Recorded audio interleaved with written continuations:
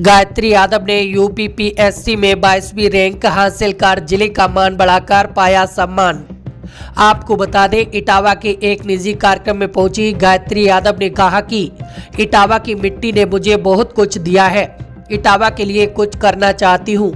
SSP मंजिल सैनी से प्रेरित होकर गायत्री यादव बनी डिप्टी एसपी।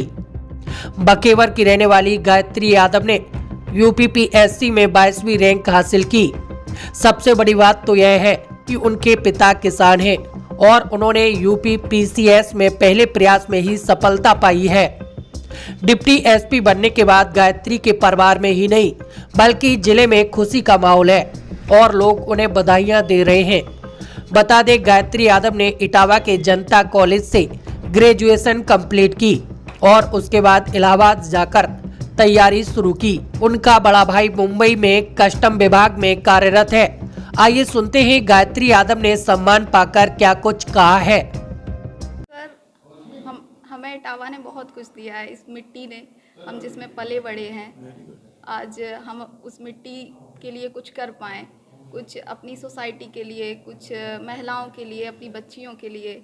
जैसा कि महिला सशक्तिकरण का मुद्दा हमेशा रहता है, तो हम चाहते हैं कि कुछ उनके लिए थोड़ा भी अगर हम कंट्रीब्यूट कर पाएंगे तो हमारे लिए बहुत ही सौभाग्य की बात होगी। और हमारा इटावा, हमारा छोटा सा गांव आज मेरे नाम से जाना जा रहा है कि हाँ, गायत्री यादव कोई सुंदरपुर अटलकड़ा की हैं।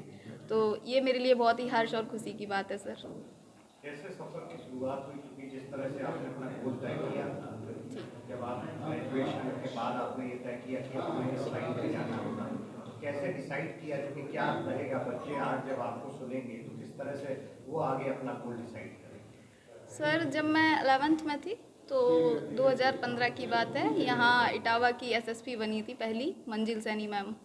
तो उनका मैं डेली न्यूज़पेपर में देखती थी और मेरे कॉलेज में भी वो आई थी।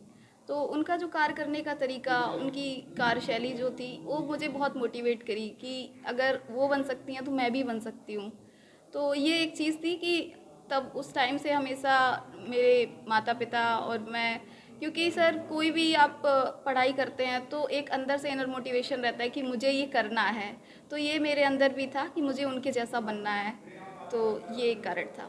उनको तो आपने आइडियल माना, फिर किस तरह से आपने किसका सपोर्ट आपको मिला? मदर, फादर, पेरेंट्स या कोई फ्रेंड्स, किस तरह आपको आगे बढ़ा? जी सर, माता पिता का तो सपोर्ट होता ही है, लेकिन इसमें मेरे भैया जो हैं उनका बहुत सपोर्ट रहा, हमारे फूफा जी का बहुत सपोर्ट रहा।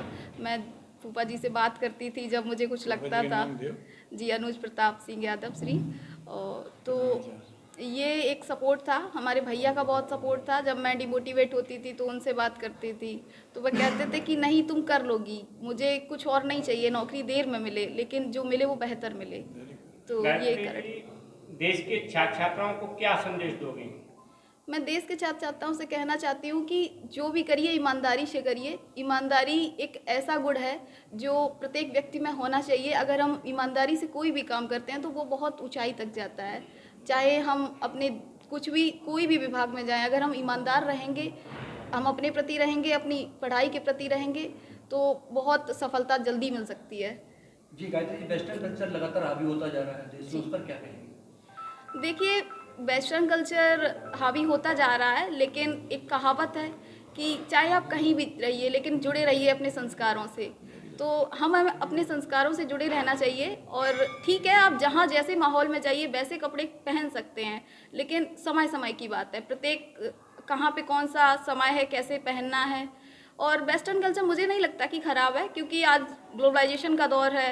तो बहुत ही ठीक है कि हमारी संस्कृतियाँ जो हैं, कल्चरल रिलेटिविज़म आ रहा है हमारे यहाँ, तो बहुत अच्छी बात है। लेकिन ये है कि हमें किसी भी चीज़ को तार्किक रूप से लेना चाहिए। गायत्री जी, आप डीएसपी बनी हैं, सबसे बड़ी माता पिता को साधुवाद।